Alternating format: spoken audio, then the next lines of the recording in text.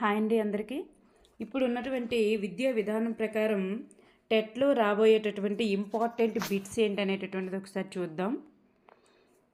ఇక్కడ first bit మనం చూసుకున్నట్లయితే, ఉపాధ్యాయుడు పిల్లల జ్ఞానాభివృద్ధి కోసం చేసే ఎలాంటి ప్రయత్నాన్నైనా అది పాఠ్య ప్రణాళికలో ఎలాంటి ప్రయత్నమైనా అది పాఠ్య ప్రణాళికలో భాగమవుతుంది అని ఎవరు చెప్పారు? ఉపాధ్యాయుడు పిల్లల యొక్క జ్ఞానాభివృద్ధి కోసం చేసేటటువంటి ఎలాంటి ప్రయత్నమైనా అది పాఠ్య ప్రణాళికలో భాగమవుతుంది అని ఎవరు చెప్పారంటే ఎన్సిఎఫ్ 2005 అన్నమాట. నెక్స్ట్ వన్, పౌరశాస్త్రం అనేటటువంటి పదాన్ని తొలగించి సాంఘిక రాజకీయ శాస్త్రంగా మార్చినటువంటి కమిటీ ఏది? పౌరశాస్త్రం అనేటటువంటి పదాన్ని తొలగించి సాంఘిక రాజకీయ శాస్త్రంగా మార్చినటువంటి కమిటీ ఏది? ఎన్సిఎఫ్ 2005 అన్నమాట. నెక్స్ట్ వన్, ప్రస్తుత పాఠ్యపుస్తకాలలో ఇతివృత్త విధానాన్ని సిఫార్సు చేసినది ఎవరు? ఎన్సిఎఫ్ 2005 అన్నమాట. ఎన్సిఎఫ్ 2005. ఏపీఎస్సిఎఫ్ 2011 కూడా దాన్ని కొనసాగించమని చెప్పింది.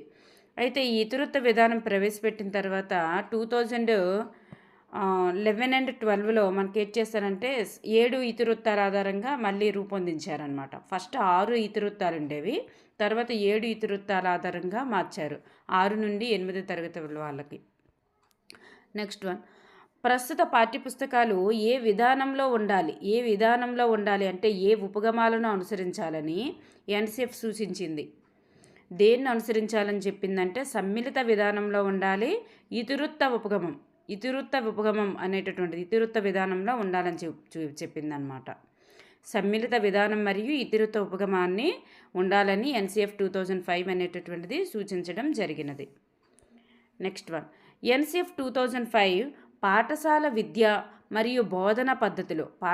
విద్య కోసం మరియు బోధన పద్ధతిలో నూతన విధానాలకు తెరతీసిందనమాట. నెక్స్ట్ వన్, సామర్థ్యాధారిత ఉపగమం. ఒకవేళ ఎన్సిఎఫ్ 2005 అనేటటువంటిది ఇవ్వలేదనుకోండి, ఎన్ఈపి 2020 అని పెడతారు. రెండింటిలో ఏదో ఒకటి మాత్రమే ఇస్తారు ఈ బిట్టికి సంబంధించి. ఎందుకంటే పాఠశాల విద్య బోధన పద్ధతికి సంబంధించి తను కూడా కొన్ని సూచనలు చేసింది కాబట్టి. ఓకేనండి. నెక్స్ట్ వన్, సామర్థ్యాధారిత ఉపగమం. దీన్ని సూచించినటువంటి కమిటీ ఏది? సామర్థ్యాధారిత ఉపగమం దీన్ని సూచించిన కమిటీ కూడా ఎన్సిఎఫ్ 2005 అన్నమాట.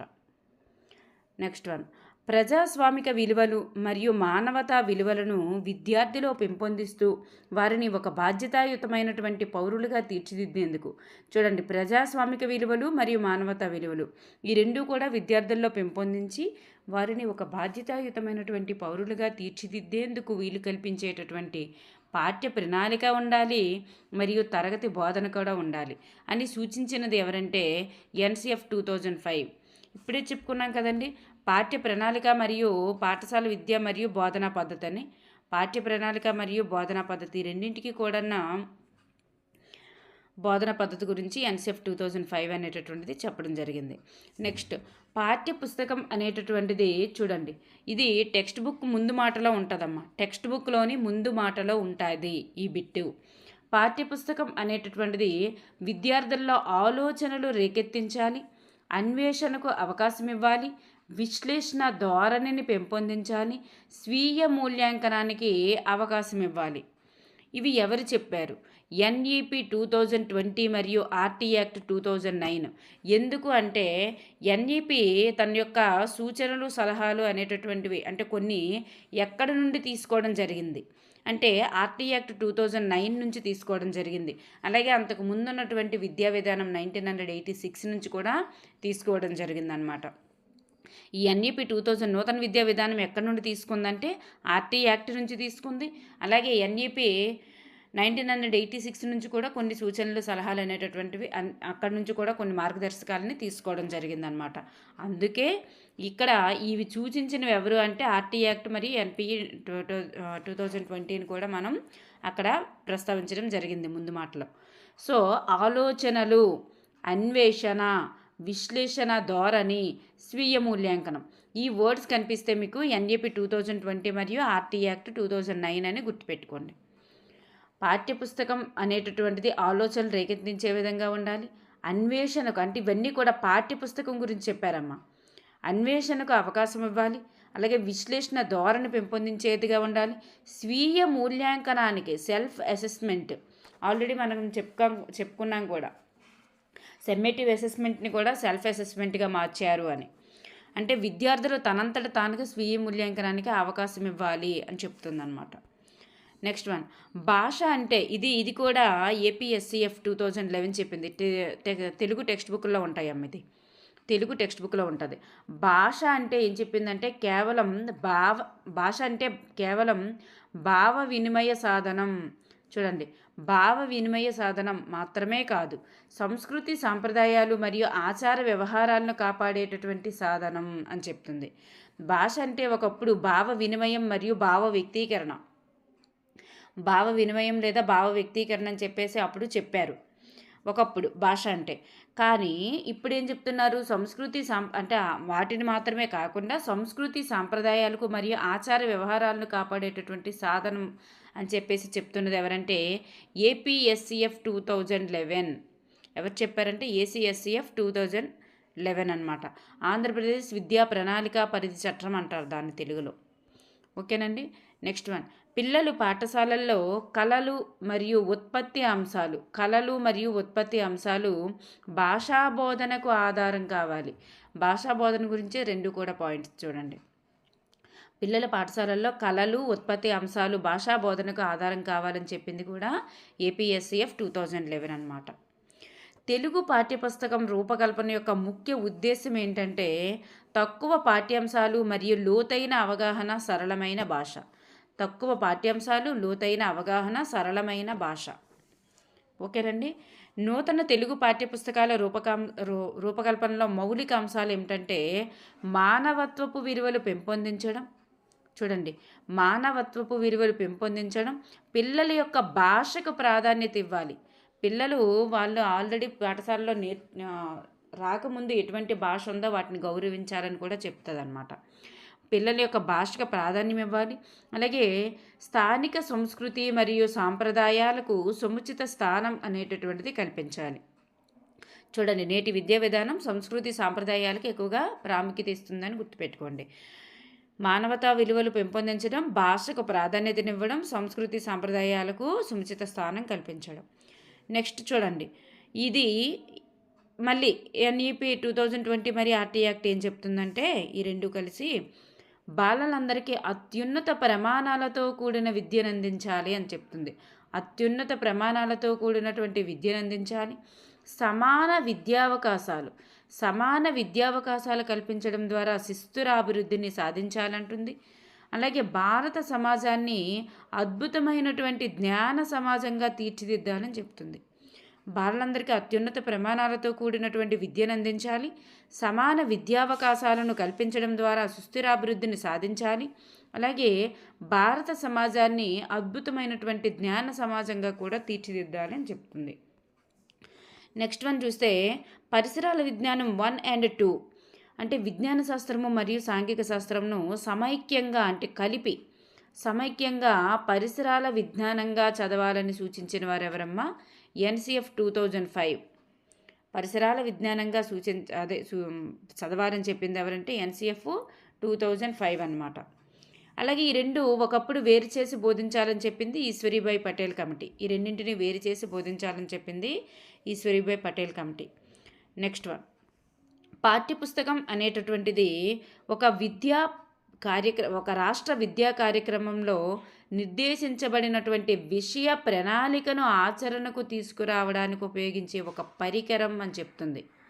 ఈ పాఠ్యపుస్తకం అంట ఈ విషయ ప్రణాళిక ఏదైతే ఉంటుందో ఆ విషయ ప్రణాళికను ఆచరణకు తీసుకురావడానికి ఉపయోగించే పరికరం అని చెప్తుంది ఎవరంటే ఎన్సిఈఆర్టీ. ఓకేనండి.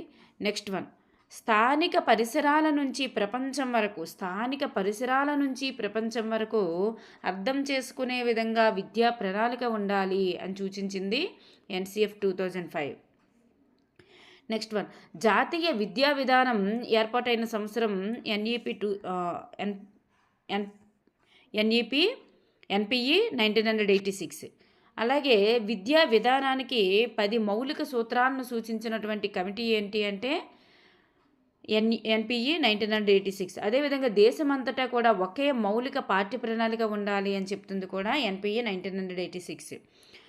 80% పాఠ్య ప్రణాళిక దేశమంతటా ఉండాలి, 20% పాఠ్య ప్రణాళిక అనేటటువంటిది స్థానిక అవసరాలకు అనుగుణంగా ఉండాలని చెప్పింది 1986 అన్నమాట. అదేవిధంగా పరిసరాల విజ్ఞానంను సమన్వయం పరుస్తూ పాఠ్య ప్రణాళికను మార్పులు చేయాల్సిందిగా మొట్టమొదటిగా సూచించింది ఎవరంటే ఎన్సీఆర్టీ 2001 అన్నమాట. నెక్స్ట్ వన్, రాష్ట్ర సిలబస్కు సంబంధించి రాష్ట్ర స్థాయిలో పాఠశాల స్థాయి పాఠ్యపుస్తకాలను రూపొందించడం, అభివృద్ధిపరచడం ఈ సంస్థ యొక్క ఆధ్వర్యంలో జరుగుతుంది. రాష్ట్ర స్థాయిలోని పాఠ్యపుస్తకాలను ఎవరమ్మ రూపొందిస్తారు? ఎస్సీఆర్టీ అన్నమాట. నెక్స్ట్ వన్, 2020 మరియు 2021 విద్యా సంవత్సరం నుంచి విద్యా ప్రణాళికలో సమూలమైనటువంటి మార్పులు రావడం జరిగిందనమాట. ఎటువంటి మార్పులు అంటే సెమిస్టర్ విధానాన్ని ప్రవేశపెట్టారు. ఎప్పుడు? 2020 నుంచి 2021.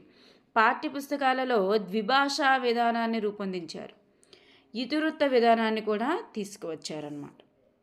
సెమిస్టర్ విధానం, ద్విభాషా విధానం ముఖ్యంగా గుర్తుపెట్టుకోండి. నెక్స్ట్ వన్, ఇప్పుడు ఎన్ఈపి 2020 గురించి ఒకసారి చూద్దాము. ఇది జాతీయ విద్యా విధానం. మానవ వనరుల అభివృద్ధి మంత్రిత్వ శాఖ జాతీయ విద్యా విధానాన్ని రూపొందించడానికి డాక్టర్ కె కస్తూరి రంగన్ అనేటటువంటి వ్యక్తి యొక్క అధ్యక్షతన ఒక కమిటీని ఏర్పాటు చేసిందనమాట. ఏ శాఖ అంటే మానవ వనరుల అభివృద్ధి మంత్రిత్వ శాఖ. ఈ కమిటీ 2007 జూన్లో ఏర్పాటు చేయడం జరిగింది. 2017 జూన్లో ఏర్పాటు చేయడం జరిగింది. తన యొక్క నివేదికను ఎప్పుడు సమర్పించిందంటే 2019 మే 31 సమర్పించిందనమాట. నెక్స్ట్, ఇది క్యాబినెట్ యొక్క ఆమోదం ఎప్పుడు పొందింది అంటే 2020 జూలైలో ఆమోదం పొందింది. ఏది? జాతీయ విద్యా విధానం కోసం వాటి యొక్క ఇదన్నమాట నివేదిక. నెక్స్ట్, ఈ విద్యా విధానం అనేటటువంటిది విద్యా విధానంలో భారీ మార్పులను తీసుకురావడం జరిగింది. మానవ వనరుల అభివృద్ధి మంత్రిత్వ శాఖ అనేటటువంటి పేరును విద్యా మంత్రిత్వ శాఖగా పేరు మార్చడం జరిగిందనమాట. నెక్స్ట్, పాఠశాల స్థాయి నుంచి కళాశాల స్థాయి వరకు భారతీయ విద్యా వ్యవస్థలో అనేక మార్పులను ప్రవేశపెట్టే లక్ష్యంతో కేంద్ర మంత్రివర్గం ఎన్ఈపి 2020కి ఆమోదం తెలిపిందనమాట. భారతదేశాన్ని గ్లోబల్ నాలెడ్జ్ సూపర్ పవర్గా మార్చడం అనేటటువంటిది దీని యొక్క లక్ష్యం. నెక్స్ట్, ఈ క్యాబినెట్ ఆమోదించిన తర్వాత ఈ కొత్త విద్యా విధానం స్వాతంత్ర్యం తర్వాత ఇండియాలో విద్య యొక్క విద్యను మార్చేటటువంటి ఫ్రేమ్వర్క్లో ఎన్నవది అంటే 3వది అనమాట. 3వ అతిపెద్ద పునరుద్ధరణ అనమాట. ఇంతకుముందు ఎప్పుడెప్పుడు జరిగాయి అంటే 1968లో జరిగాయి, 86లో కూడా జరిగింది. ఇప్పుడు 2020లో జరిగిందనమాట. నెక్స్ట్, భారతీయ విద్యా విధానంలో పేర్కొన్న విధంగా 14 సంవత్సరాల లోపు ప్రతి బిడ్డకి నిర్బంధ విద్యను అందించాలని కూడా ఇది పేర్కొందనమాట. నెక్స్ట్, మెరుగైన విద్యను అందించడం, మెరుగైన శిక్షణ అందించడం అంటే ఉపాధ్యాయులకి మెరుగైన శిక్షణ అందించడం, ఉపాధ్యాయుల యొక్క అర్హతను కూడా మెరుగుపరచడము కూడా ఇది లక్ష్యంగా పెట్టుకుంది. మెరుగైన ఉపాధ్యాయులకు మెరుగైన శిక్షణ అందించడం, ఉపాధ్యాయులకు అర్హతను పెంచడం కూడా లక్ష్యంగా పెట్టుకుంది. ఇది భారతదేశంలో 21వ శతాబ్దపు మొదటి విద్యా విధానం అన్నమాట. ప్రతి విద్యార్థి కూడా సృజనాత్మకత మరియు సామర్థ్యాల అభివృద్ధిని నొక్కి చెప్పింది. వాళ్ళ యొక్క సృజనాత్మకతను మరియు సామర్థ్యాల యొక్క అభివృద్ధిని కూడా నొక్కి చెప్పడం జరిగింది. దీని యొక్క సూత్రాలు చూసుకుంటే వశ్యత, సంభావిత అవగాహన, బహుళ క్రమశిక్షణ విద్య, విమర్శనాత్మకమైనటువంటి ఆలోచన, నైతిక విలువలు, బలమైన ప్రభుత్వ విద్యా విధానం. చూడండి, బలమైన ప్రభుత్వ విద్యా విధానం. అభ్యసన ప్రక్రియ యొక్క గుండె వంటి వారు ఎవరంటే ఉపాధ్యాయులని చెప్తుంది. సబ్జెక్టు, కరికులర్ అలాగే ఎక్స్ట్రా కరికులర్ మధ్య కఠినమైనటువంటి విభజనలు అనేటటువంటివి పెట్టలేదన్నమాట. నెక్స్ట్, వీటి యొక్క ముఖ్య లక్షణాలను చూసుకున్నట్లయితే నాణ్యత, స్తోమత, ఈక్విటీ, యాక్సెస్, జవాబుదారీతనం. చూడండి, నాణ్యత అంటే క్వాలిటీ ఉండాలి, స్తోమత ఉండాలి, ఈక్విటీ ఉండాలి, యాక్సెస్ ఉండాలి, జవాబుదారీతనం. ఈ అన్ని లక్షణాలని ఎన్ఈపీ యొక్క లక్షణాలుగా పేర్కొందనమాట. వీటిని విద్యా విధానంలో ప్రవేశపెట్టింది. అంటే జవాబుదారీతనం ఇవన్నీ ఉండాలి, నాణ్యత ఉండాలి ఇవన్నీ అని చెప్పేసి. నెక్స్ట్, ఉపాధ్యాయ శిక్షణను బలోపేతం చేయడం, పరీక్షా విధానాన్ని సంస్కరించడం, బాల్య సంరక్షణ మరియు విద్య యొక్క నియంత్రణ ఫ్రేమ్వర్క్ను పునరుద్ధరించడం పైన కూడా దృష్టి పెంచిందనమాట. ఉపాధ్యాయ శిక్షణను బలోపేతం చేయమంటుంది, పరీక్షా విధానాన్ని సంస్కరించమంటుంది. అలాగే ఇవి లక్ష్యాలన్నమాట. బాల్య సంరక్షణ మరియు విద్య యొక్క విద్య నియంత్రణ ఎంతవరకు నియంత్రించాలనేటటువంటిది ఫ్రేమ్వర్క్ను పునరుద్ధరించడం పైన దృష్టి పెంచిందనమాట. నెక్స్ట్, విద్యలో ప్రభుత్వ పెట్టుబడిని కూడా పెంచమంటుంది. ప్రభుత్వ పెట్టుబడిని పెంచడం. అలాగే ఎన్ఈసి నేషనల్ ఎడ్యుకేషన్ కమిషన్ని కూడా ఏర్పాటు చేయమంటుంది. వృత్తి మరియు వయోజన విద్యపైన దృష్టి పెంచడం అంటుంది. అలాగే సాంకేతిక వినియోగాన్ని కూడా బలోపేతం చేయమంటుంది అన్నమాట. 3 నుండి 18 సంవత్సరాల మధ్య గల వయసు ఉన్న పిల్లలందరికీ కూడా ఆర్టీ యాక్ట్ ఏం చెప్తుంది? ఉచిత నిర్బంధ విద్యను అందించమని చెప్తుంది అనమాట. ఈ ఆర్టీ యాక్ట్ యొక్క కవరేజీని అనుమతిస్తుంది. అయితే 8వ తరగతి వరకు ఉచిత నిర్బంధాన్ని తొలగించాలని ఈ ఎన్పిఈ అనేటటువంటిది సూచించడం జరిగింది. ఎన్పిఈ 5+3+3+4 అనేటటువంటి నమూనాని సిఫార్సు చేయడం జరిగింది. 5+3+3+4 మనకు తెలుసు కదండి. అంటే పునాది దశ, ఫౌండేషన్ స్టేజ్ అనేటటువంటిది ఫస్ట్ 5 ఇయర్స్ అన్నమాట. First 5 years.